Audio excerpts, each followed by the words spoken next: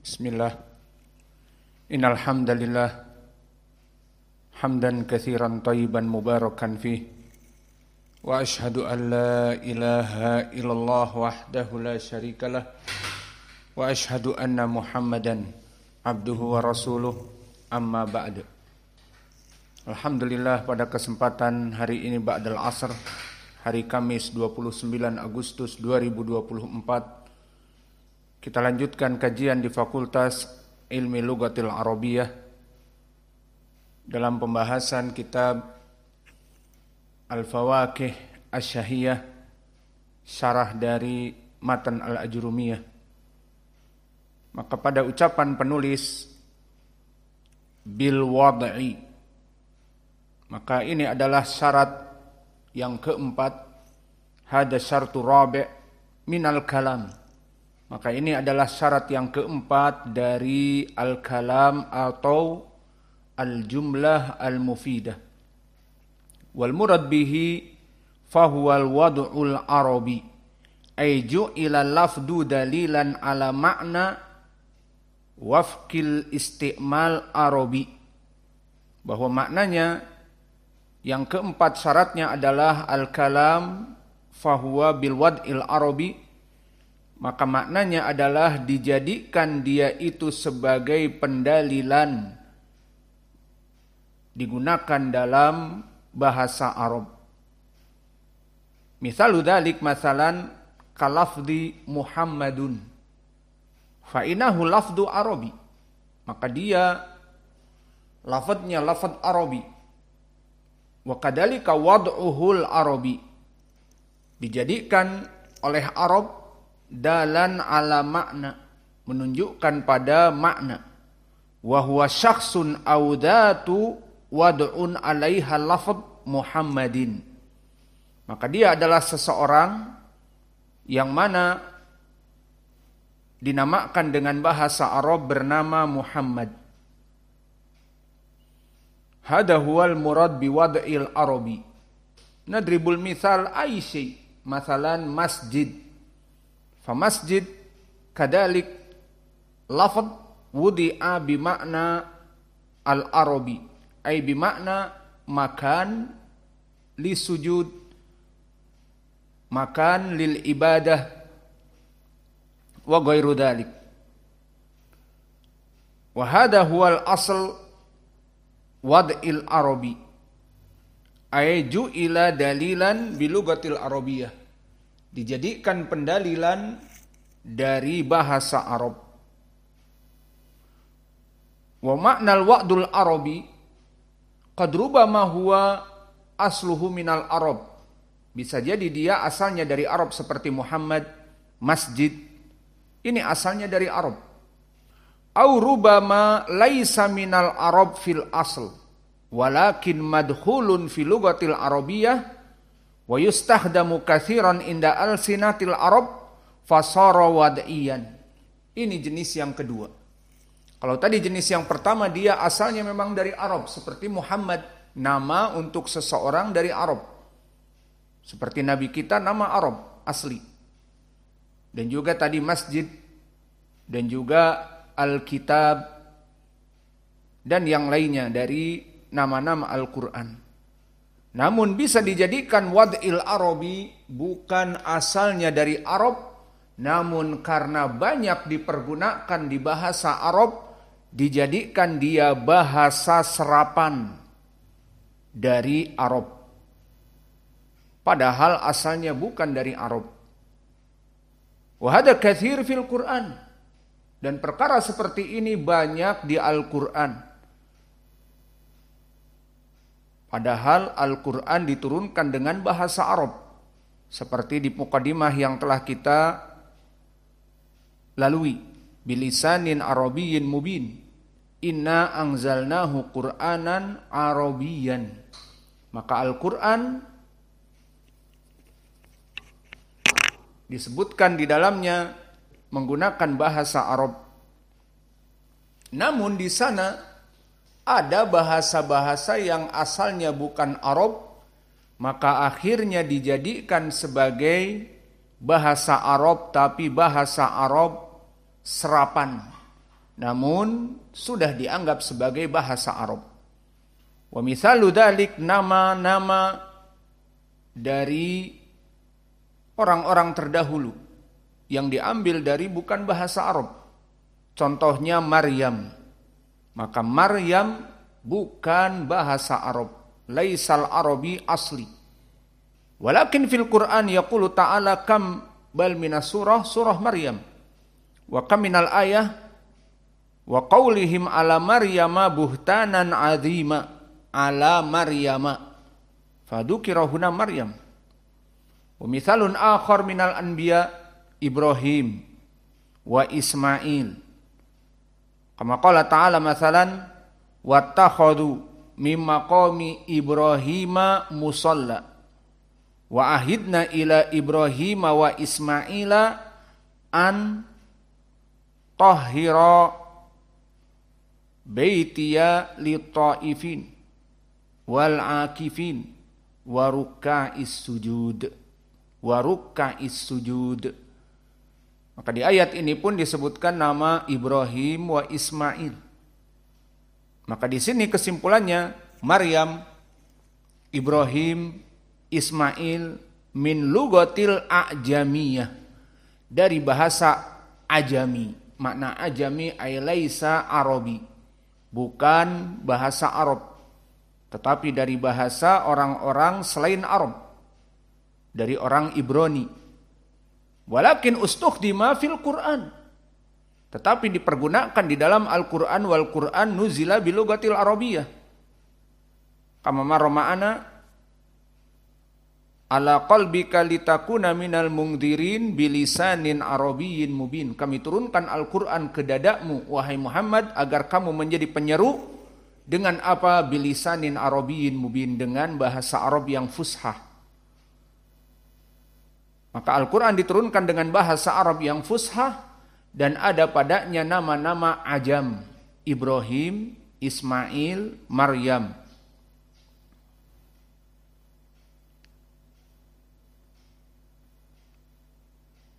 Maka di sini dari pendalilan Al-Quran. Adapun dari pendalilan misalnya hadis. Apakah ada hadis? Dikatakan banyak dari hadis yang mana dia bukan berasal dari Arab, namun Nabi Muhammad sallallahu alaihi wa ala alihi wasallam seorang Arabi Quraisy berbicara dengan bahasa Arab, memasukkan beberapa lafaz yang bukan Arabi dan dipergunakannya di dalam kehidupan sehari-hari. Maka dikatakan menjadi wad'il Arabi, dijadikan menjadi bahasa serapan, bahasa Arab yang asalnya bukan dari bahasa Arab. Misal mada ad-dinar wa kadalika ad-dirham. Maka kedua lafaz ini dinar wa dirham Farisi mu'arrab. Maka dia disebutkan oleh para ulama adalah asalnya lughah Farisiyah.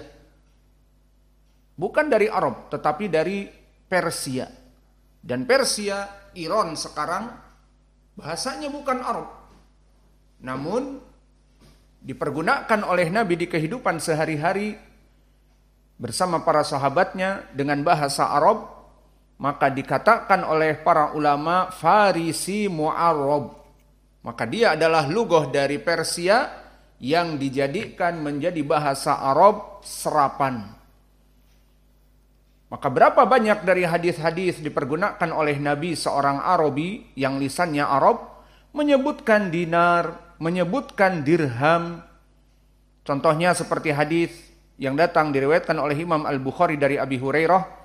Berkata Rasulullah sallallahu alaihi wa ala alihi wasallam, "Man kanat lahu madlamatun li akhihi min ardihi aw syai'in falyatahallalhu minhu al-yawma qabla an la yakuna dinarun wala dirhamun.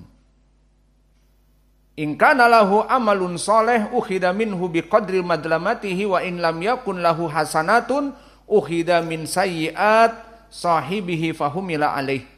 Hadis yang agung ini maknanya, barang siapa yang mempunyai kedzaliman kepada saudaranya, dari mencela saudaranya ya hitam, ya gendut, ya botak, ya kurus, dan seterusnya, maka ini semua, jika kalian tidak minta maaf, maka di hari kiamat akan bermasalah. Maka dikatakan, mangkanat lahu madlamatun li akhih min irdihi, memburukkan nama baiknya, au syai'in, atau mengambil hartanya, maka minta dihalalkan hari ini. Qabla an la yakuna dinarun wala dirhamun.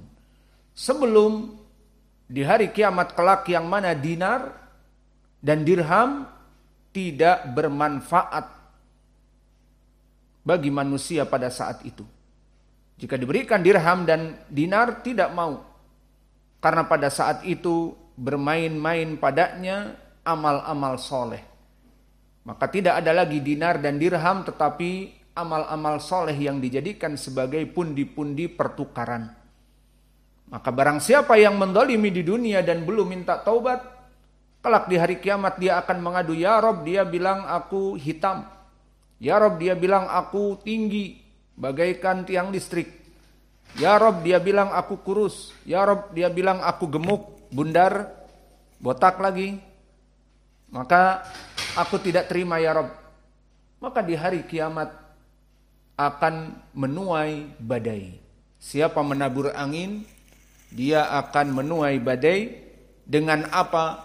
Ditukar uang, dinar dan dirham? Tidak. Tapi apa? Mana solat-solat kalian? Mana puasa-puasa kalian? Kalian capek menghafal Al-Quran, menuntut ilmu, maka mana sini? Aku akan mengambilnya. Jika tidak mempunyai amal soleh untuk diambil, maka dosa orang yang dulu di dunia dihina ini akan ditimpakan kepadanya.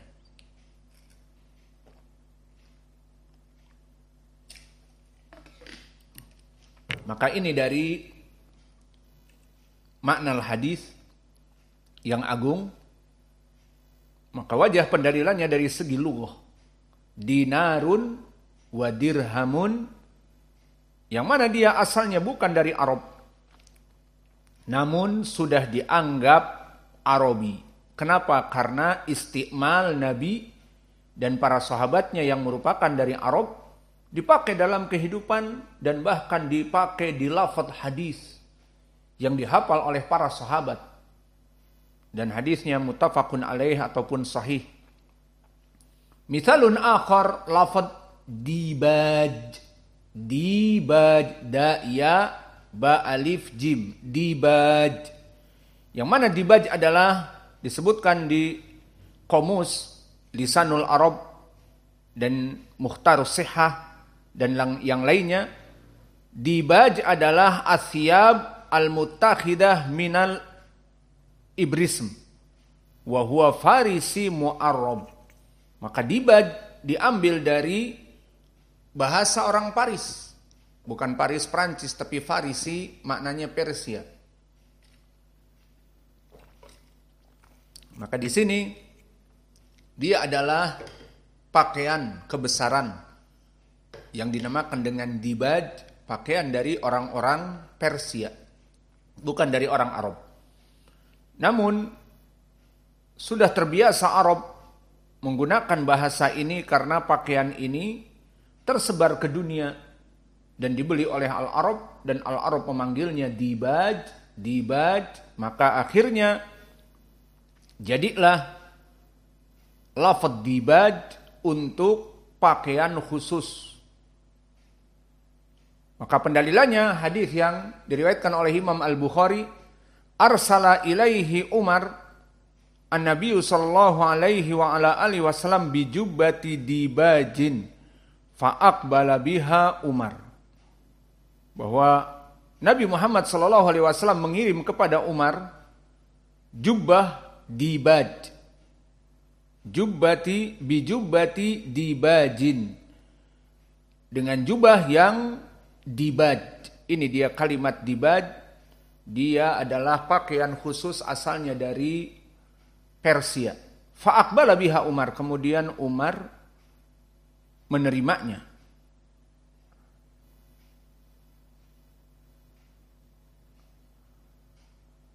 Maka dari sinilah selesai dari makna al-wada', sehingga makna al-wada' adalah pertama, dia harus mempunyai makna asli dari lugatil Arabiyah. Seperti tadi kami misalkan masjidun ala wazan maf'ilun, tempat untuk bersujud, beribadah kepada Allah.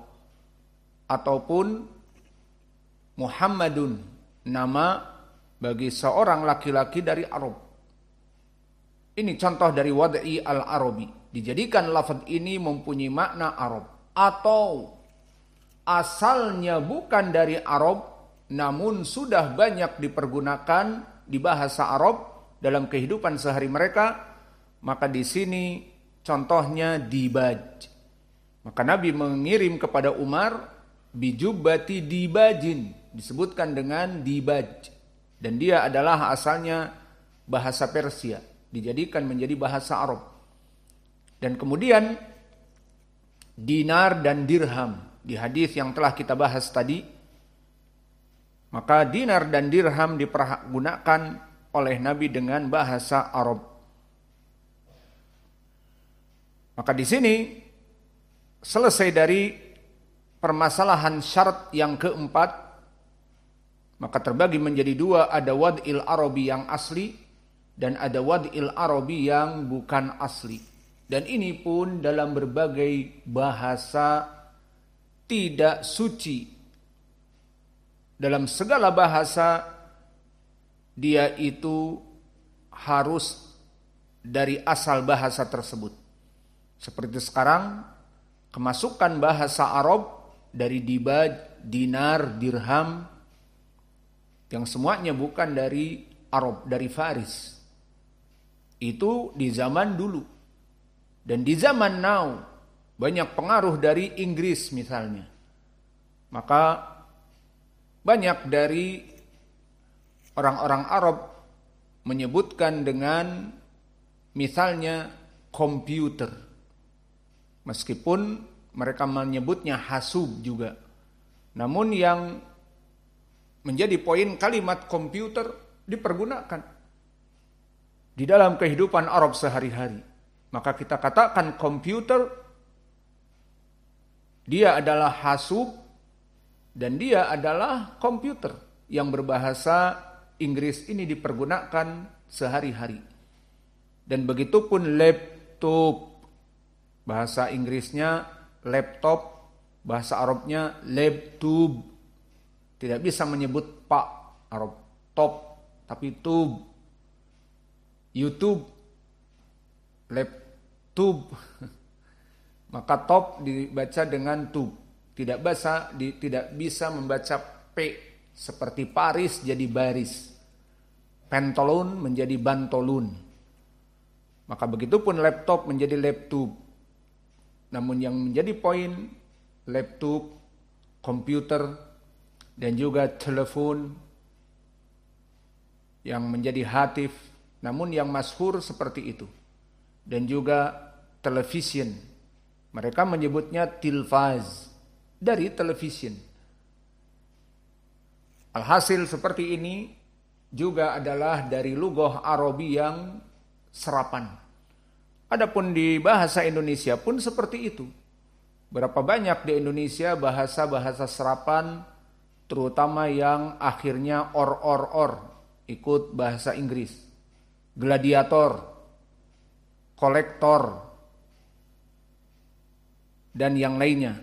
Ataupun tambahan is, humoris, artis, semuanya bahasa Arab, bahasa Inggris.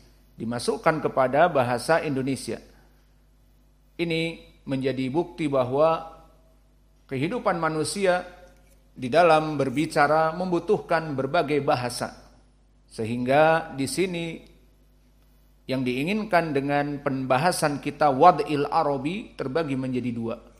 Wad'il Arabi yang asli Arab dan wad'il Arabi bahasa serapan dari bahasa selain Arab yang dijadikan sebagai bahasa Arab serapan. Kemudian kita masuk kepada faidah. Kita tutup pelajaran kita dari matan yang 4 ini.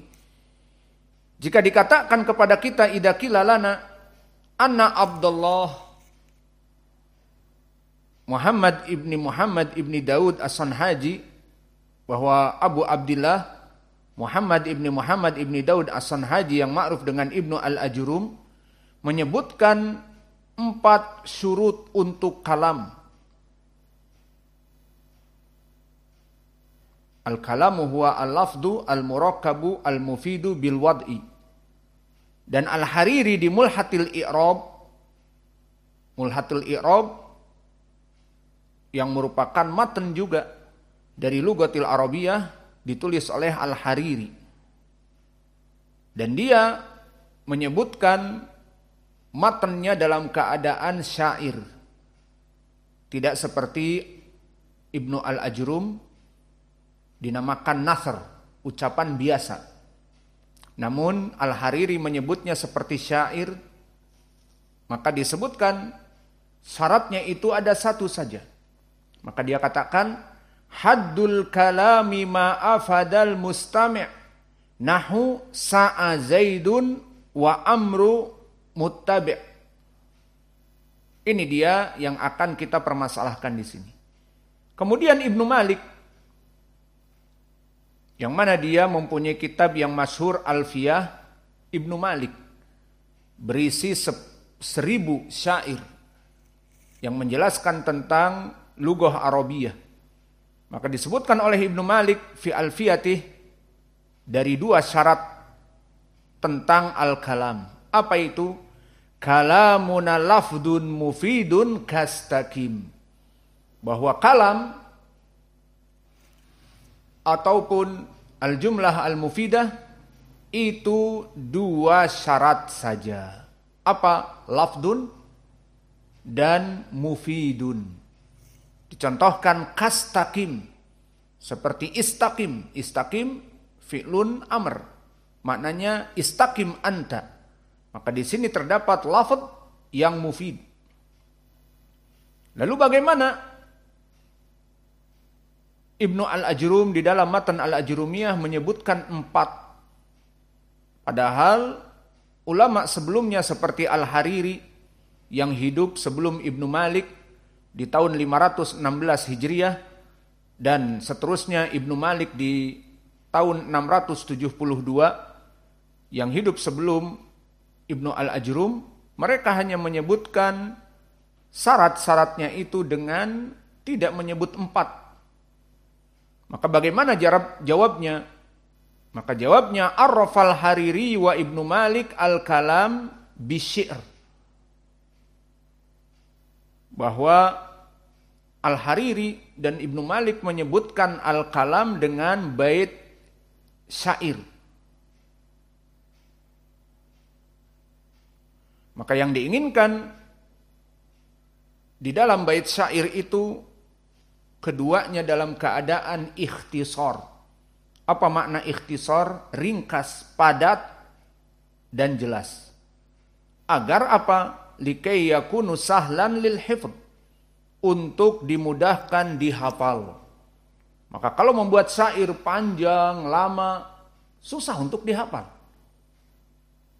Maka akhirnya Ibnu Malik dan Al-Hariri yang sebelum dari Ibnu Al-Ajrum membuat definisi al-kalam hanya dengan kalimat-kalimat yang pendek seperti haddul kalami ma'afadal mustami' nahu sa'a zaidun wa amrun muttabi'. Itu definisi kalam. Hanya al-istifadah. Dan juga Ibnu Malik hanya menyebutkan al-kalam itu kalamuna lafdun mufidun kastaqim. Bahwa definisi kalam hanya lafad yang mufid. Seperti contohnya istaqim, kastaqim. Yani istaqim filun amr, berdiri kamu.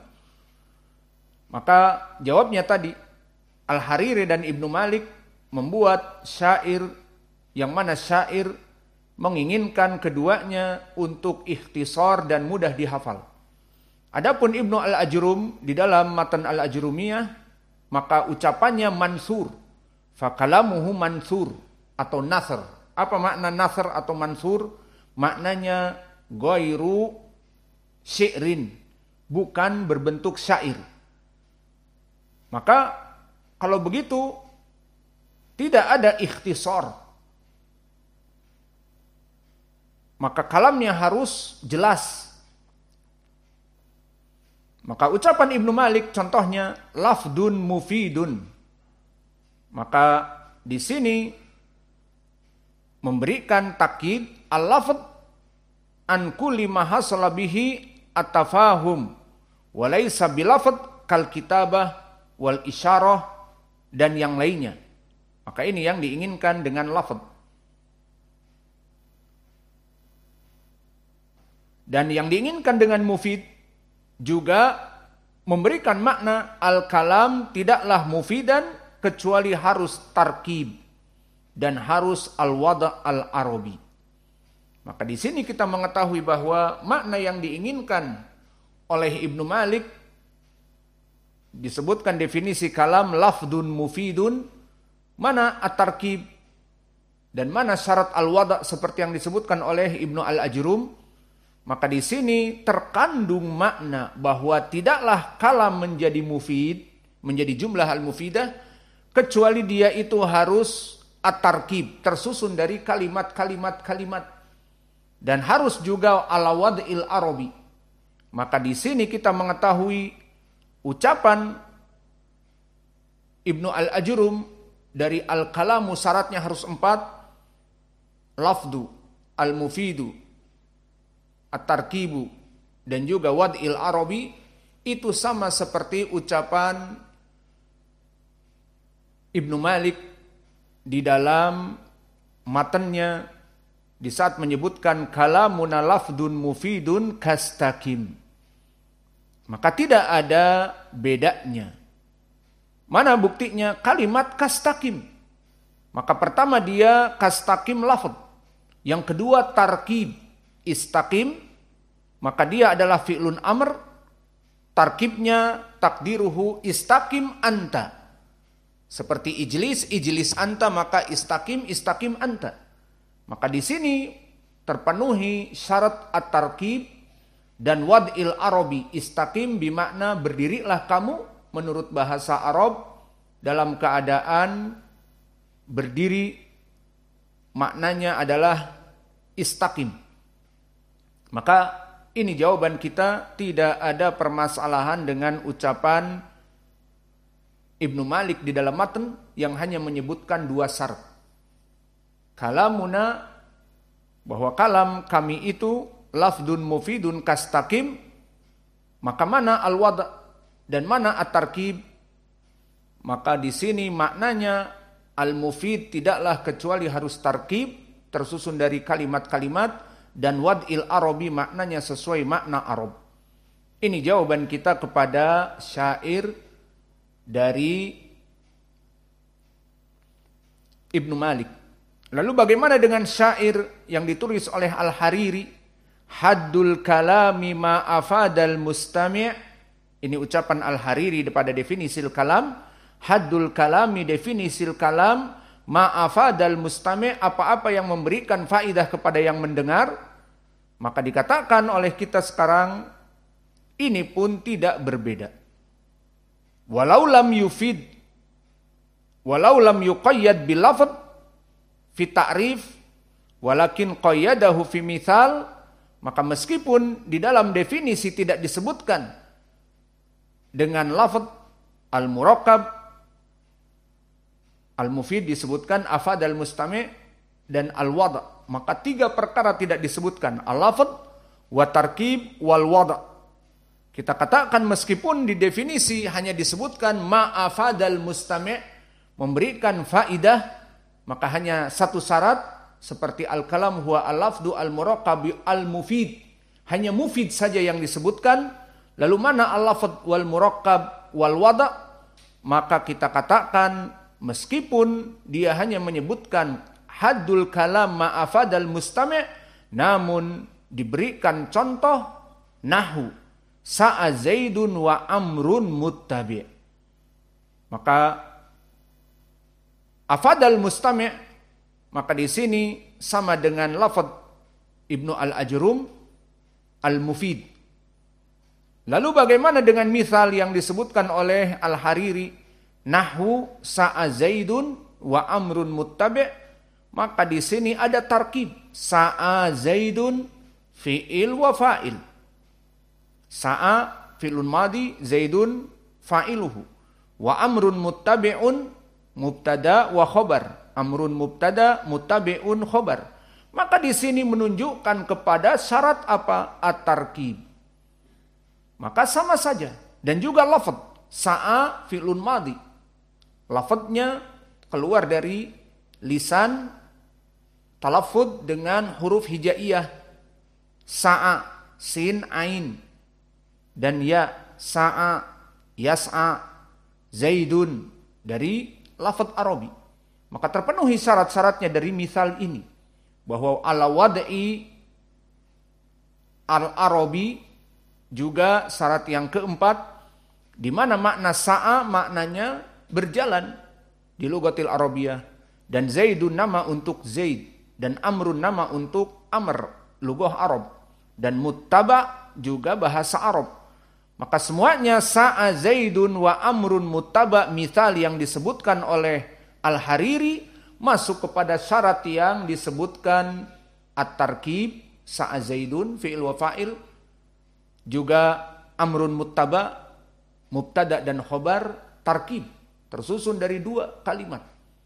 Dan juga di sini al-wad'i, maka Amr, Zaid, sa'a, muttaba ala wad'il Arabi, yang maknanya jelas bermakna lugah al-Arabiyah. Maka di sini kesimpulannya barakallahu fikum, jika dikatakan kepada kita tadi masalahnya Ibnu Al-Ajrum di Matan Al-Ajrumiyah menyebutkan kalam jumlah mufidah harus 4 syarat. Al-lafdu al-murakabu al-mufidu bil wad'i. Tapi kenapa Ibnu Malik di dalam kitabnya Alfiyah yang masyhur dihafal, kalamuna lafdun mufidun kastaqim, hanya menyebutkan 2 syarat, lafad dan mufid. Lalu mana tarkib dan wada'? Tadi telah kita bahas. Dan begitupun kalau begitu lebih dahsyat lagi, di mana Al-Hariri hanya menyebutkan haddul kalami ma'afada al-mustami' nahu sa'a Zaidun wa amrun muttabi'. Maka disebutkan oleh Hariri hanya 1 syarat saja, bahkan apa? Al-kalam, haddul kalam, definisi kalam adalah dia ma'afadal mustami', yang memberikan faidah kepada yang mendengar. Iya, memberikan faidah. Namun lihat contoh-contohnya. Sa'a Zaidun, amrun muttabi'un, ini tarkib. Nah, di sini disebutkan dari contoh isyarat kepada tarkib. Dan juga wad'il Arabi, karena sa'a Zaidun dari wad'il Arab. Zaidun dan amrun muttabi', amrun nama-nama dari Arab. Maka kesimpulannya tidak ada perbedaan dari definisi al-kalam antara Al-Hariri dengan Ibnu Malik dengan Ibnu Al-Ajrum. Tadi kami sebutkan karena Ibnu Al-Ajrum matannya berupa mansur, ucapan biasa, maka di sini dia menjelaskan semampunya. Namun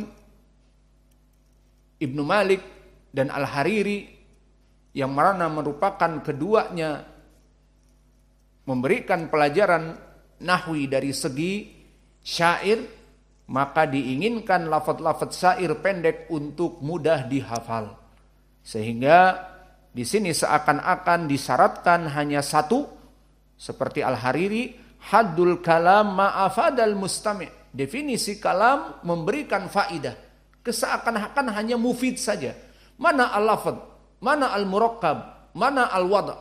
Kita katakan tadi, namun di misal disebutkan nahu sa'a Zaidun wa Amrun muttabi', maka ini semuanya tarkib dan wad'il arabi.